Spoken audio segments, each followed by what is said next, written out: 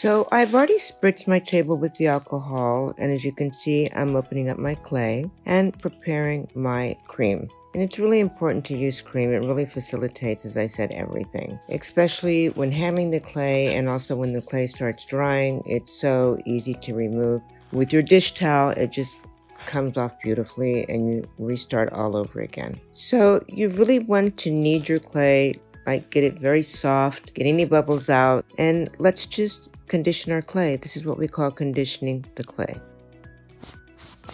Okay, so let's start rolling our clay. So grab a wine bottle, a rolling pin, a glass, anything you have available, and let's just start rolling out our clay. And you want to keep it, you don't want to go any less than 1/8 of an inch because it will crack, and you really have to watch that, because if you're going to be doing this, I know it's practice. At the beginning, I'm like, what? But it's so much fun. You know what? It's clay. You knead it again and start all over. That's the beauty of working with clay.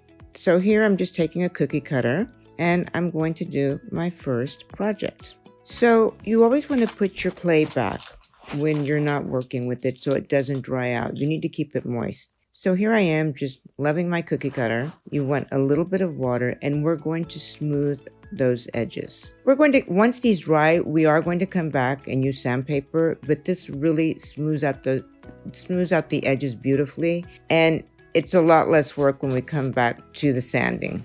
So just take your time and not a lot of water. Just let's, make it as smooth as possible. So here I'm using my hole cutter, but as I told you, you can use a straw, a pen. I mean, there's so many things, but I love to craft with air dry clay, so I have these in my craft room. And they're made out of metal, and they come in all different sizes, and I will link below everything that I am using.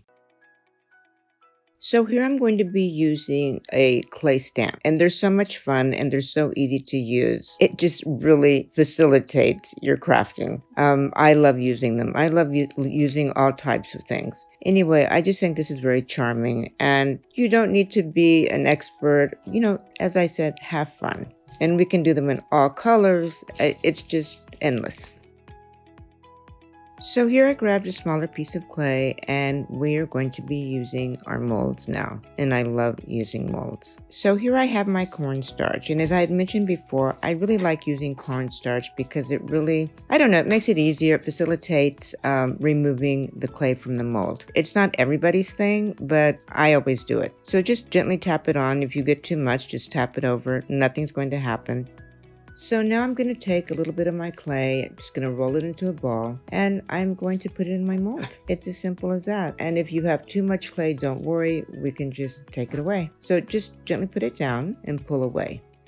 Don't worry about it when that happens. Just take it back down into the mold and pull and hold. And you really want to try to get your mold, the back of your mold, you really want it flat. And sometimes, like for example, the hearts. So if we don't have it flat as possible right now, when the clay is dry, we're going to have to sand them down anyway. So you might as well try to get it as flat as possible so you don't have so much work in the sanding. So I can use my rolling pin, I can use, a glass, I can use a credit card to flatten everything out. And I just want to remove some of the excess. It's really not going to affect it, but just me, I like removing any excess around me. Okay, so here I'm grabbing some more clay and I'm finding that my hands are very dry. The clay is really dried. So I'm just going to grab my cream and rub it and help loosen that dryness. And well, what can I tell you? I still feel very dry, and so I'm going to add some more cream. And also what you can do is add the cream, and if you want to remove all of it, just grab a kitchen towel and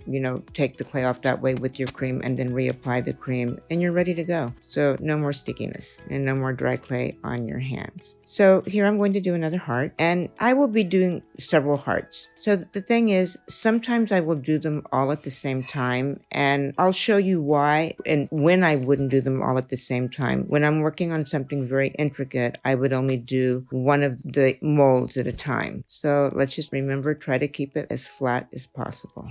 I'll even use my tools to flatten it out. I mean, there's so many ways that you can flatten out your clay.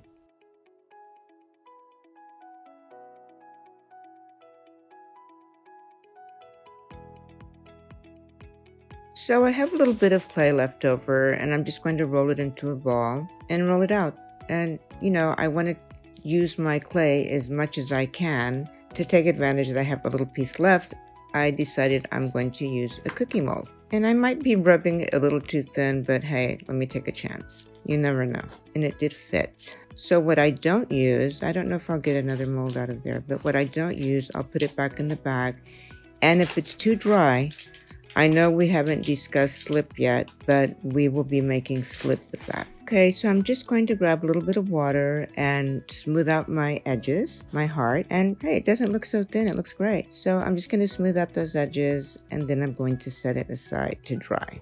Okay, so let's get ready to demold. And it's actually quite simple. So you want to fold your mat back, and look at that. It's beautiful. These molds are really incredible, and they're so easy to use. Let's get rid of all the dry clay that's around us. And I'm going to be again using the water, very little, and going around all the edges to smooth everything out. And I will be doing this to all of the pieces that I just demolded. So when working with air dry clay, you're going to see sometimes that you have like hairline fractures. And a lot of people love it because it gives it character. Other people can't stand it. They want it perfect. And there's many ways to go around this. So either you can go in and brush very lightly, but very lightly with your water and smooth those lines out. I've seen people take a little bit of Elmer's glue, white glue, with a little bit of water and smooth it out that way. And also I find that if I see those hairline cracks, I'll smooth it out as much as I can without putting so much water. But I find that once they dry and I sand them down, it's pretty amazing. I mean, they're pretty much gone. So, don't be impatient. If you start seeing that your clay is cracking, it's okay. We can do something about it.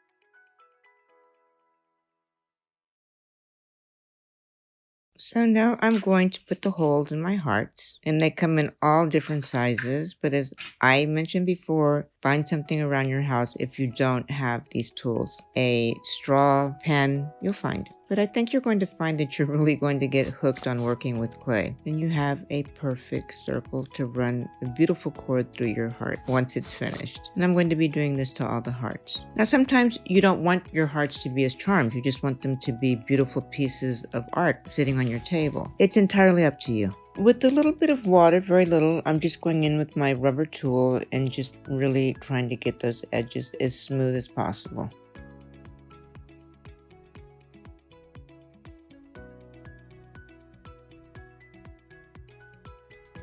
So now I'm going to go in with my stamps, and they come in all sizes. So I like to get all the sizes because I never know what I'm going to be stamping, and they're a lot of fun. There you go. So please don't, when you're working with clay, don't strive to make things absolutely perfect, okay? That's the beauty of crafting and of working with clay. So here I've rolled out some more clay, and I'm going to grab my cookie cutter and make a beautiful heart. But before, I have a rolling pin that has a design on it. Look how beautiful that is. So that heart is too big, so I've decided to go with the smaller heart. There's so many designs and so many things you can take and roll into your clay. Just experiment, have fun. I'm just smoothing out the edges.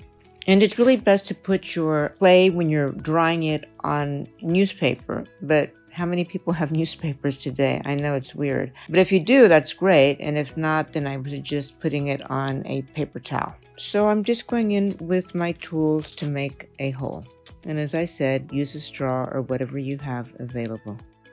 So what you see here is clay, and I've just taken little pieces of the DOS clay and I put it into a jar, and then I added some water. And you really want this to mix up very well because this is going to become, working with air dry clay or any clay actually, it becomes your glue. It's like to adhere, to stick things together. And I also, when I finish my project at the end of the day, I will put my clay that I've overleft so it doesn't go to waste, and I make slip. And it's always handy to have around because you never know when you're going to need it.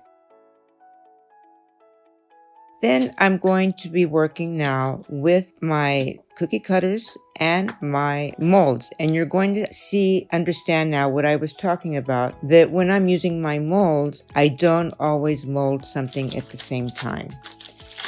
Put your clay away, make sure it's wrapped very well. And as I remove my cookie cutter, I'm going to go around the edge with the ball that I was telling you about and just make it very, very smooth. And then I use my finger and then I'll use the ball. But you're going to see in just a few minutes how I'm really going to be using that ball. And sometimes it can be a little tricky to get your project up. Just do what I just did. Pull it up with the mat and let's get those edges as smooth as possible. Now, the reason that you're seeing those little creases in my heart, it's not because they're cracks. I noticed that my rolling pin has little indentations in it, but I'm not worried about it because I'm going to be covering pretty much all of that heart, but I'm going to smooth it out, as much as I can.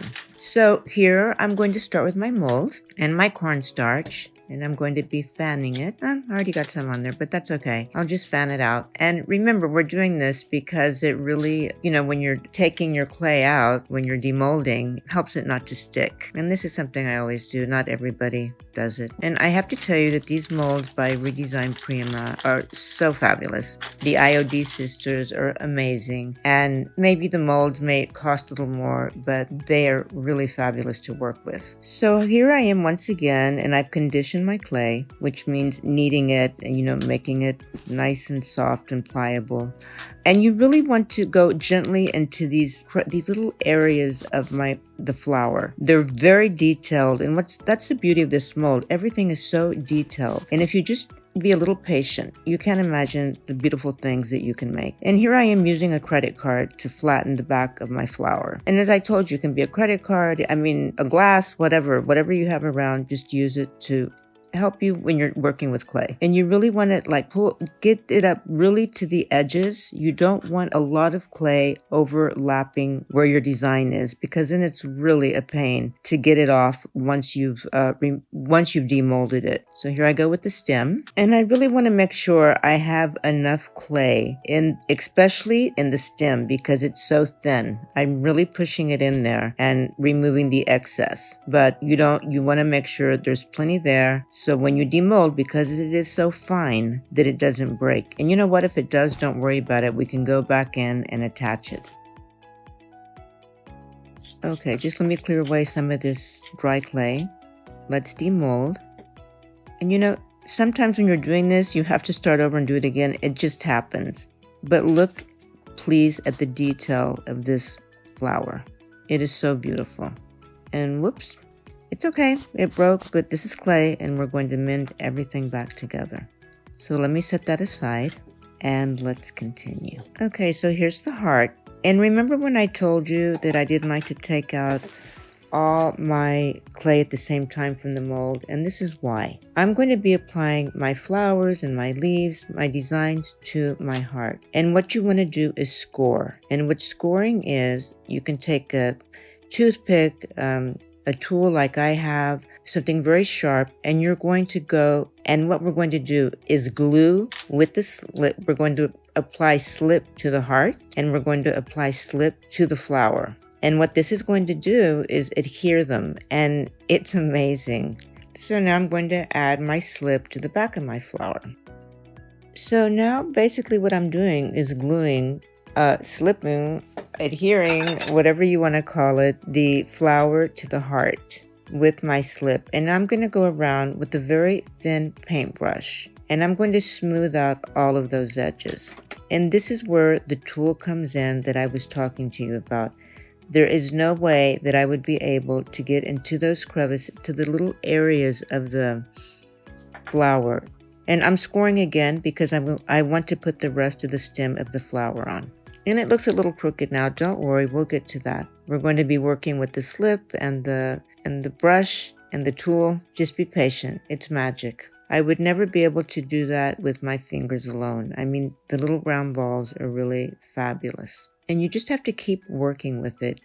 I'm going with my very thin paintbrush and smoothing it out, but there'll be a time where the paintbrush isn't enough. I really have to use the tool with the balls on it. So as you can see now, I'm using a very fine paintbrush and slip. And what I'm doing is I'm going around with my slip, not water, with my slip, and I'm smoothing out all of those edges. And it makes it so beautiful. But really important for you, I need for y'all to make sure there are no gaps. If there's a gap between your flower and your heart, it's going to look terrible. So what you want to do, if you see a gap, just grab some slip, put it under there, and mold it with your paintbrush, and it will look beautiful. You just take your time and do it, you know, and it's going to be worth it in the end. You're going to be very happy. So the clay is going to start, you know, while you're doing this, drying on you a little bit.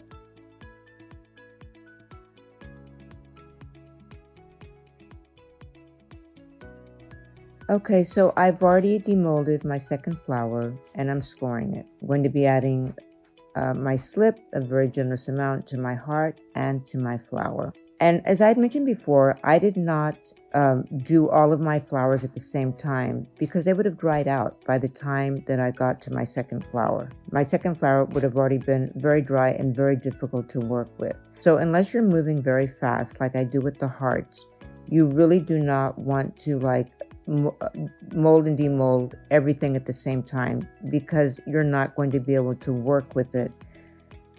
It'll start cracking on you.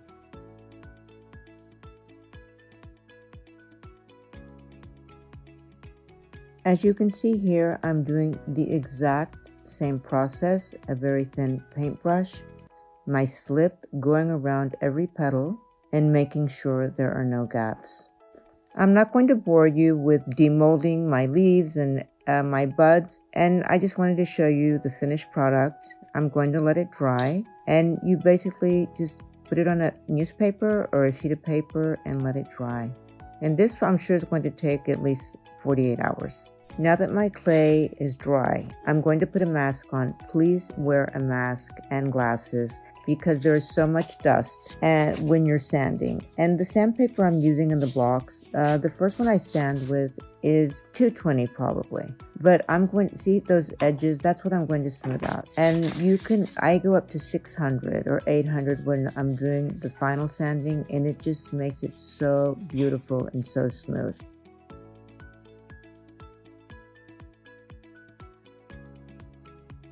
Just a little piece right there that I really want to smooth out some more. And so I grab my fingernail file because it's easy, it's small, and I'm able to really get into that area.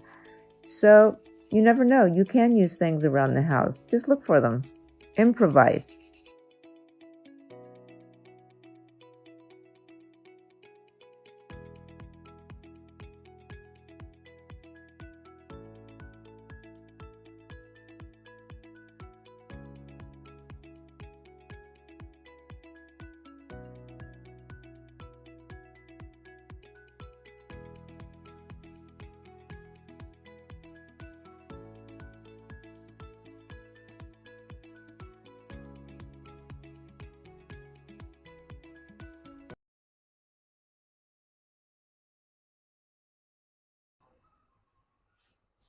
Okay, so now what we want to do is come in with our brush, and I'm using gesso, but you can use acrylic. And basically what I'm doing is priming everything. Now, if you were just doing the heart, I mean, you want to come in and do this because this is going to make it water resistant, not waterproof, water resistant. And obviously I'm going to be painting my flowers and my hearts, all different colors. So I'm always going to have this as my base. So please don't skip this step. It's really, really important. And you're going to want to paint in the front and you're going to want to paint in the back. So make sure that it's totally dry before you go on to the next step. So here we go. I'm using acrylic paint and a very fine paintbrush. And I'm just going in, and as you can see, I've already painted all of my hearts with gesso. And as I said, you can use acrylic paint. But I'm just going to come in now and basically trace around with my paintbrush where I use the mold. So now I'm going to be using an acrylic pen, and it's really easy. I'm just showing you here it's an acrylic pen. So when you're doing it with your children or your grandchildren or even yourself, I'm always mixing acrylic pens and my paintbrush. And if you mess up, don't worry. I'll show you. You come back in with the white and it just looks beautiful. So if you go out of the line or you didn't get enough, you can always come back and fix it. So I did go over the line, of course, and I'm just coming back in with my white and I'm correcting it. I'm just going over the black and I'm refining everything. And that's how you do it. I mean, just don't freak out if you went over a line or you did everything. You can fix it. Just with white paint, just be patient and it'll look fabulous. So now I'm going in with my acrylic paints, my colors. And as you can see, I have quite a lot of hearts here. I have an assembly line. So I like to do all the black first and come in and do all the cheeks and the lips. And then I'll do the borders. But anyway, I like to dilute with the water because depending on the color that I want, if I wanted a softer red or a brighter red. So just have fun. You can use any color you want, or I mean, it doesn't matter. It's just whatever makes you happy. Just getting my hearts in order. And now I'm going to start painting the border. And as I said, you can paint it any color you want. I have painted them every color. I just love whimsical. I love fantasy. I just think they're terrific and they're a lot of fun. So have a great time doing it. My granddaughter even did one all gold and it looked absolutely gorgeous. Now you're going to want to let that dry very well before you turn it around and paint it. And also you can sign it or write a love note or a friendship note. But let it dry thoroughly, and then if you want it darker, come back in and put another layer of paint on. So as you can see, I painted quite a lot of hearts and some blue fell on. It's crafting, it happens. Don't worry about it. Just grab a little bit of gesso or of white acrylic and you'll be just fine. Just paint right over it and it'll look fabulous. So as you can see, I've already painted white dots around my hearts, and now I'm going to come in with my marker, and I like to give it that finished touch and do a gold rim all the way around my heart. You can do it in silver, you can do it in gold, you can do it, it comes in every color, so it's totally up to you. But it really gives it a very beautiful finished look. It makes it very rich. So before applying any sealer, the sealer of your choice that we've spoken about, please make sure that everything is thoroughly dry before you ever seal anything. Happy crafting!